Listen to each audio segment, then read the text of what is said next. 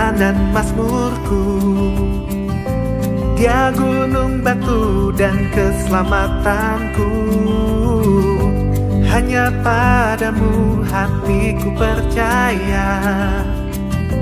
Kaulah menara dan kota perlindungan. Selamat pagi, siang, sore, malam, atau kapanpun saudara menyaksikan tayangan ibadah ini. Saya harap saudara dalam keadaan baik. Sebelum kita beribadah, mari kita bersatu di dalam doa. Terima kasih Tuhan buat kesetiaan-Mu, buat kasih-Mu sepanjang minggu ini. Kami bersyukur buat segala anugerah yang telah Tuhan berikan kepada kami. Tiba saatnya kami datang ke hadiran-Mu Bapa. Kiranya penyembahan yang terbaik boleh kami berikan kepada-Mu sebagai ucapan syukur, dan kami boleh mendapatkan rema dari firman yang kami dengar. Di dalam nama Tuhan Yesus, amin.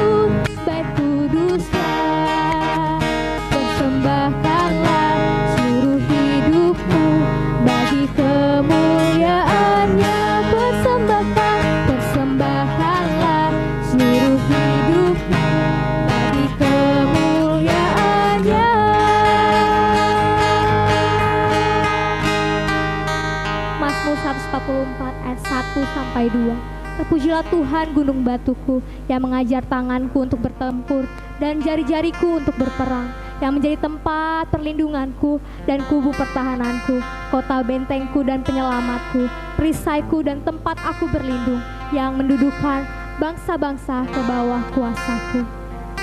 Amin.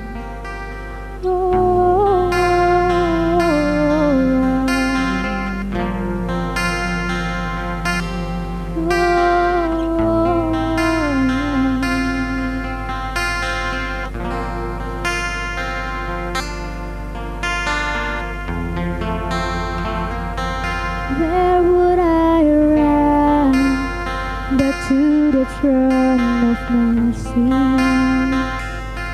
Where would I kneel but at His cross of grace? How great a love, how strong the hand that holds us. Beautiful, so beautiful. So here I bow to lift you high, Jesus, be glorified in all things. For all my life I am yours, forever yours. I am yours alone.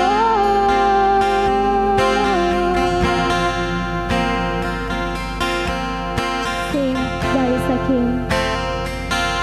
There is a king who bore the scars of pain. There is a Son who came in grace and truth. How great a love that carries us to kindness. Wonderful, you're wonderful. So here I bow, so here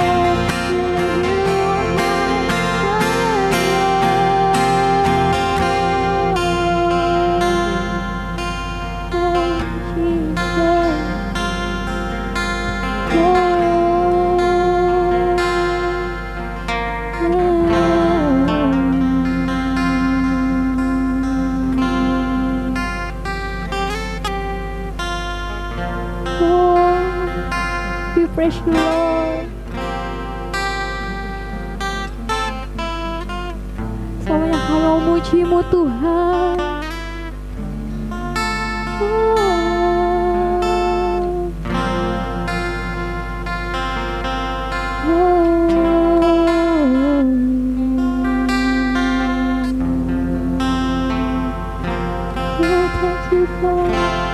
I sing praises to your name.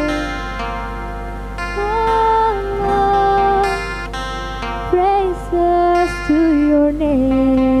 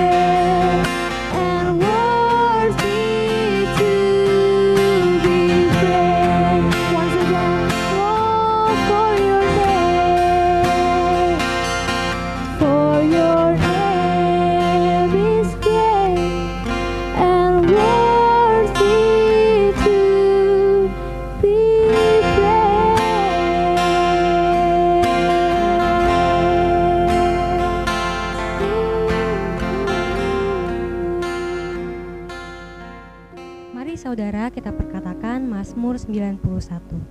Orang yang duduk dalam lindungan yang maha tinggi dan bermalam dalam naungan yang maha kuasa akan berkata kepadamu, Tuhan tempat perlindunganku dan kubu pertahananku, Allahku yang kupercayai. Sungguh dialah yang akan melepaskan engkau dari jerat penangkap burung, dari penyakit sampar yang busuk. Dengan kepaknya ia akan menudungi engkau, di bawah sayapnya engkau akan berlindung. Kesetiaannya ialah perisai dan pagar tembok. Engkau tak usah takut terhadap kedahsyatan malam, terhadap panah yang terbang di waktu siang, terhadap penyakit sampar yang berjalan di dalam gelap, terhadap penyakit menular yang mengamuk di waktu petang.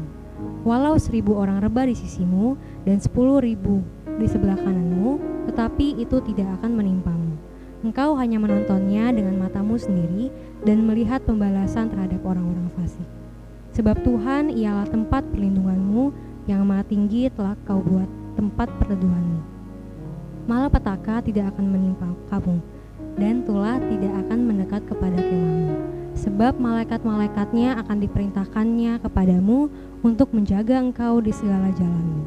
Mereka akan menatang engkau di atas tangannya, supaya kakimu jangan terantuk kepada batu. Singa dan ular tedung akan kau langkahi, engkau akan menginjak anak singa dan ular naga. Sungguh hatinya melekat kepadaku, maka aku akan meluputkannya.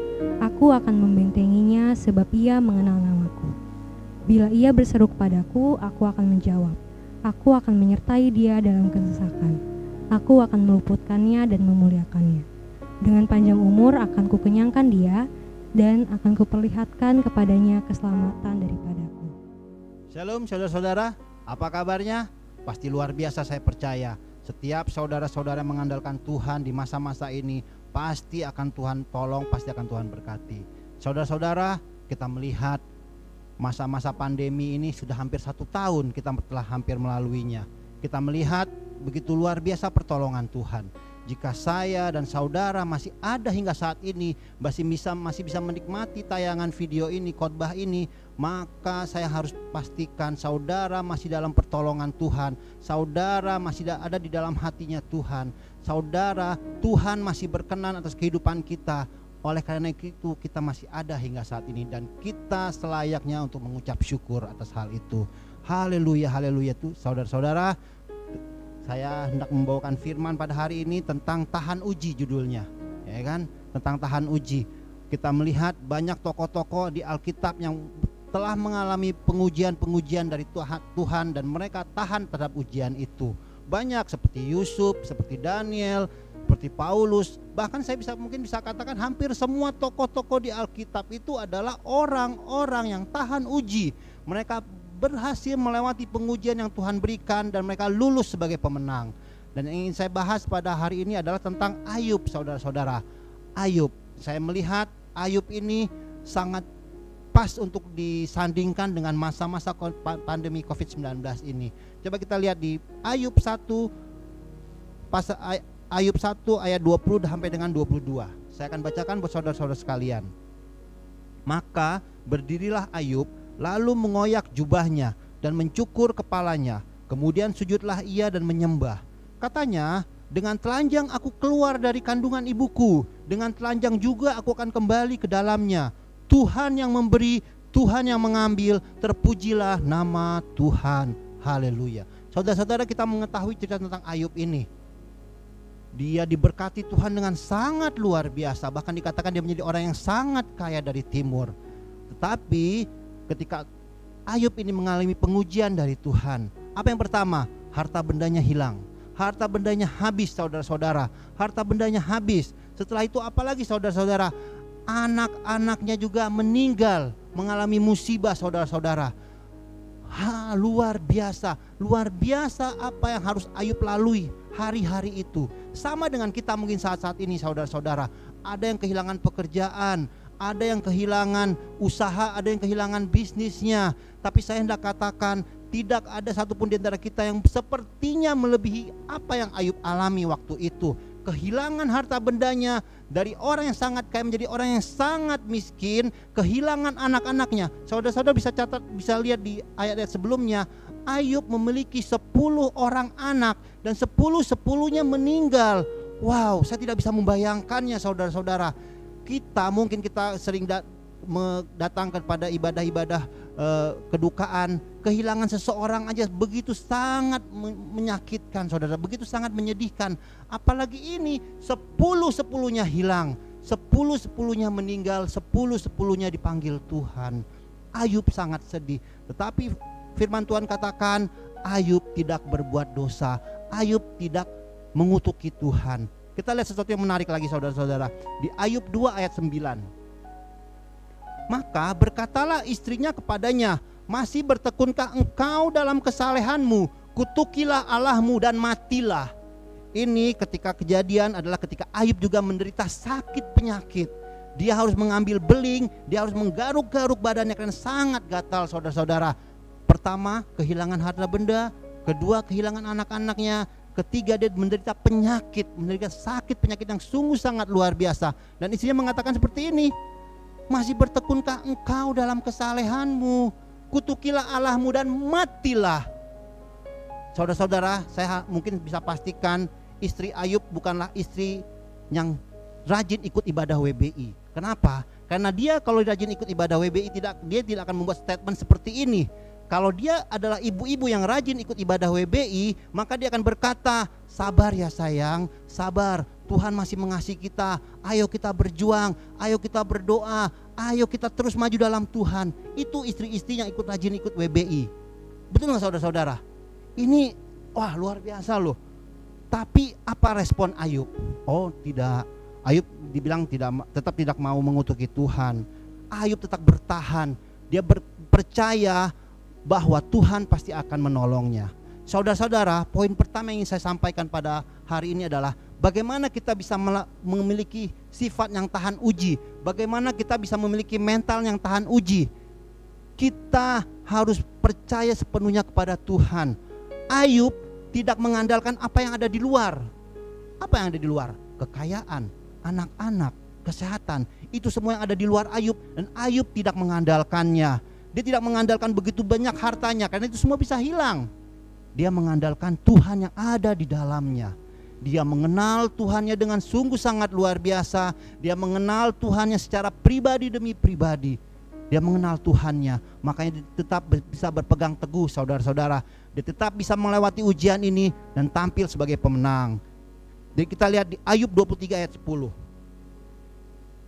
Dikatakan, karena ia tahu jalan hidupku, seandainya ia menguji aku akan timbul seperti emas. Saudara-saudara lihat, ini keyakinan Ayub. Ayub percaya karena jalan hidupnya adalah semua dalam kendali Tuhan. Dan seandainya Tuhan ingin menguji Ayub, Ayub akan timbul sebagai pemenang, sebagai emas. Saudara-saudara, ujian yang Tuhan berikan, pergumulan-pergumulan yang Tuhan berikan, itu semua adalah untuk membuat kita menjadi lebih kuat, menjadi lebih bergantung kepada Tuhan. Hanya bergantung kepada Tuhan, bukan kepada apa yang ada di luar kita, tapi bergantung pada satu-satunya pribadi yang bisa menolong kita, satu-satunya pribadi yang tidak akan pernah meninggalkan kita, satu-satunya pribadi yang pasti akan menolong kita, saudara-saudara. Saya tekankan sekali lagi di masa-masa pandemi COVID-19 ini, apapun keadaan kita, tetap hanya bergantung kepada Tuhan. Miliki hubungan pribadi dengan Tuhan. Cari Tuhan dengan sungguh-sungguh, saudara-saudara. Bangun mesbah keluarga. Saya sebagai wakil gembala di tempat ini tidak akan bosan-bosannya menghimbau kita semua. Ayo para bapak, para ibu, bangun mesbah keluarga di rumah Anda masing-masing. Ajak anak-anakmu, cari Tuhan, cari wajah Tuhan, baca firman Tuhan, maka saya pastikan akan ada kelegaan, maka saya pastikan akan ada sukacita di dalam firman Tuhan itu. Haleluya, haleluya. Kita lihat selanjutnya, saudara-saudara, apa yang dialami oleh Rasul Paulus. Filipi 4 ayat 13. Segala perkara dapat kutanggung di dalam Dia yang memberi kekuatan kepadaku.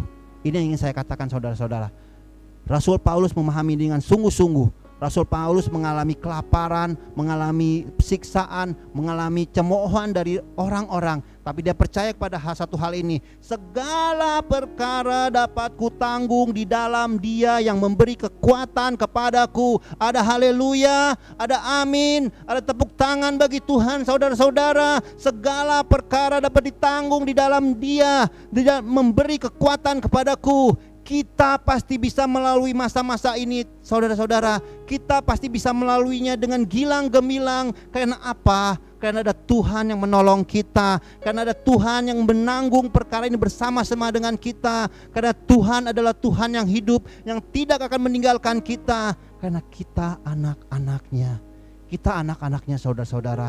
Seorang bapa tidak akan pernah meninggalkan anaknya. Dia begitu mengasihi anaknya.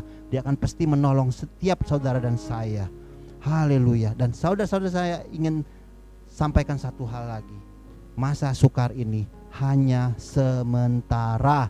Camkan ini, saudara-saudara, masa-masa yang sukar ini, masa-masa yang sulit ini, masa-masa pandemi COVID-19 ini hanya sementara. Semuanya ini akan segera lewat, semuanya ini akan segera berlalu. Dan saya percaya 2 tahun, 3 tahun, 5 tahun lagi kita akan berkumpul, kita akan bersuka cita, kita akan mengenang masa-masa ini. Dan saya percaya tahun ke depan akan ada kesaksian-kesaksian mujizat yang Tuhan lakukan dalam kehidupan saudara dan saya yang mengandalkan Tuhan, Haleluya, saudara-saudara. Saya percaya itu semua, saudara-saudara. Pada akhirnya semuanya ini akan berlalu. Masa-masa sukar akan berlalu. Masa-masa ini tidak bisa bertahan selamanya, saudara-saudara. Pasti Tuhan akan lalukan. Kita baca berita, vaksin akan segera dikeluarkan, dan saya percaya itu semua adalah pertolongan Tuhan. Semua itu adalah campur tangan Tuhan, dan semuanya itu demi kebaikan kita dan kemuliaan Tuhan saja. Haleluya. Saya tutup firman Tuhan pada hari dengan satu ayat terakhir saudara-saudara. Kita kembali kepada Ayub. Di Ayub 42 ayat 10. Lalu Tuhan memulihkan keadaan Ayub setelah ia meminta doa untuk sahabat-sahabatnya. Dan Tuhan memberikan kepada Ayub 2 kali lipat dari segala kepunyaan yang dahulu. Kalau saudara-saudara lihat di kitab pasal pertama Ayub dan pasal terakhir Ayub ini yang Ayub 42, kita bisa melihat jumlah kekayaan Ayub di 2 kali lipat lebih banyak ketika Tuhan berikan kembali, ketika Tuhan memulihkan keadaan Ayub. Saudara-saudara, ada satu hal menarik di sini. Setelah ia meminta doa untuk sahabat-sahabatnya, setelah ia berdoa untuk sahabat-sahabatnya, bukan Ayub berdoa untuk dirinya sendiri saudara-saudara, dia berdoa untuk sahabat-sahabatnya. Saya punya satu pemahaman, ini versi saya sendiri saudara-saudara ya. Kalau kita berdoa untuk diri kita sendiri, Tuhan berkati saya, berkati usaha saya, Tuhan sembuhkan saya, itu level doa yang saya katakan level doa anak-anak. Kenapa? Karena anak-anak selalu minta untuk dirinya sendiri kan. Aku mau ini, aku mau itu, aku mau ini, ya kan? Kalau kita berdoa kepada Tuhan hanya meminta untuk diri kita sendiri, itu level kita doa kita adalah level anak-anak. Lalu ada level yang selanjutnya lagi, level remaja rohani kalau saya katakan, level remaja. Ketika kita mau berdoa untuk orang-orang yang kita kasihi. Siapa yang orang-orang kita kasihi? Gembala kita, para pengerja, para saudara-saudara, para orang tua kita, mungkin anak, semuanya yang kita kasihi. Itu kita memiliki level remaja di dalam doa. Selanjutnya yang luar biasa saudara-saudara, kalau saya bisa katakan, level dewasa di dalam doa. Apa dewasa di dalam doa? Berdoa untuk orang lain, berdoa untuk orang-orang yang mungkin menyakiti kita, berdoa orang-orang yang tidak sepemahaman dengan kita, berdoa dengan orang-orang yang tidak memiliki pendapat yang sama dengan kita, berdoa untuk orang-orang yang ya biasa-biasa aja hubungannya dengan kita. Dan ini yang dilakukan oleh Ayub. Dia memiliki hati seperti itu. Dia tidak hanya berdoa untuk dirinya sendiri, dia tidak hanya berdoa untuk istrinya waktu itu, tapi dia berdoa untuk sahabat-sahabatnya. Maka firman Tuhan katakan, lalu Tuhan memulihkan keadaan Ayub. Saudara-saudara, Tuhan pasti akan memulihkan keadaan saudara-saudara. Apapun yang saat ini saudara-saudara sedang alami, keadaan ekonomi, keadaan sakit penyakit mungkin, semua pergumulan saudara-saudara pasti akan Tuhan tolong. Tapi dari firman pada hari ini saya ingin katakan ada dua hal, yaitu yang pertama adalah bangun mezbah, kenali Tuhanmu, kenali Tuhan kita, punya hubungan pribadi dengan Tuhan, mengerti siapa Tuhan sesungguhnya, terus bangun mezbah keluarga. Yang kedua adalah mau berdoa.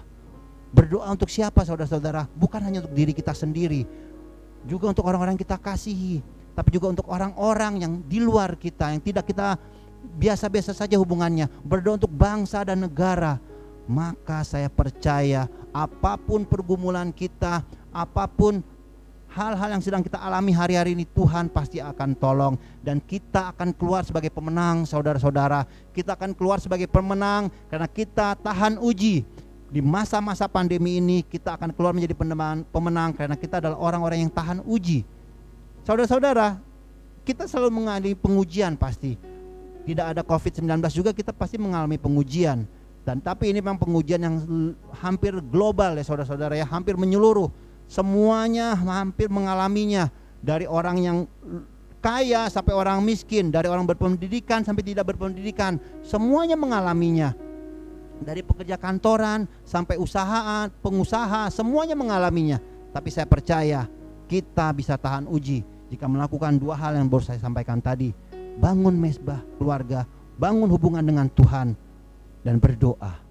Berdoa bukan hanya untuk diri kita sendiri, tapi untuk orang lain juga saudara-saudara. Berdoa untuk bangsa dan negaramu. Berdoa dan percayalah Tuhan pasti akan turun tangan.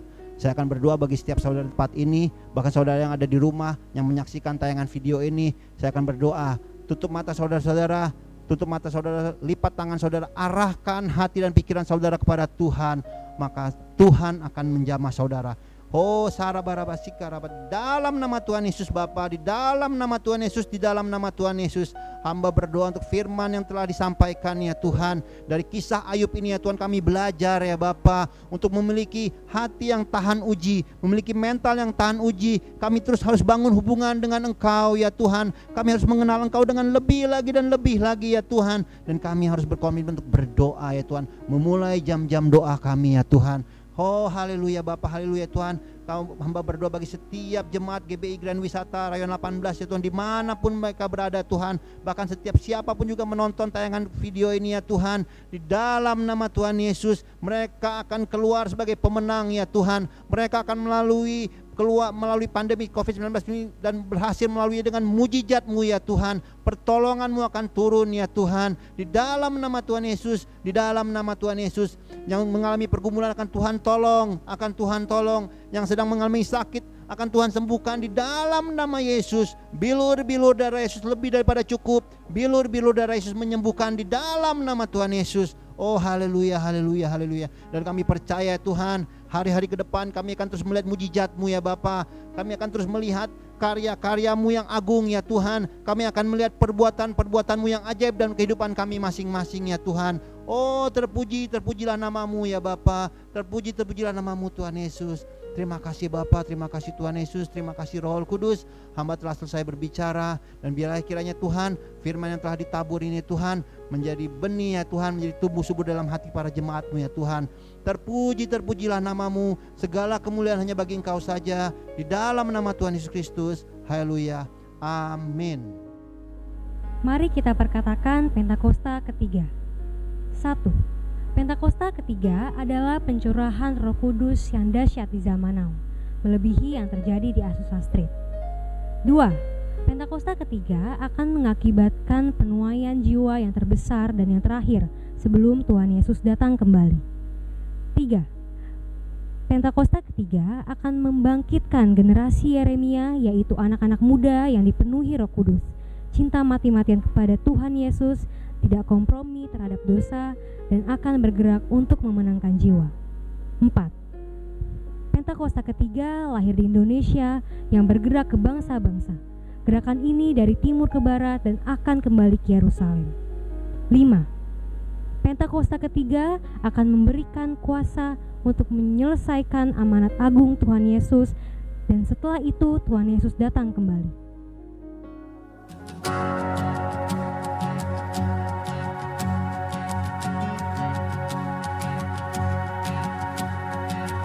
Siapakah diriku ini sampai Sang Raja mau terima diriku karena kasih-Nya, karena kasih-Nya yang Dia bebaskan, sungguh telah bebas. Akulah anak Sang Raja, merdeka oleh rahmat-Nya yang selamatkanku. Waktu ku masih berdosa, Yesus berkorban. Angkat kedua tanganmu, terimalah berkat dari Tuhan. Berkat yang melimpah-limpah dari Allah Bapa di dalam Anak yang tunggal, Tuhan Yesus Kristus, serta penghiburan yang manis dari Roh Kudus menyertai kita mulai saat ini sampai kedatangan Tuhan Yesus yang kedua kali, bahkan sampai selama-lamanya. Kita semua yang sudah diberkati Tuhan sama-sama katakan amin, amin.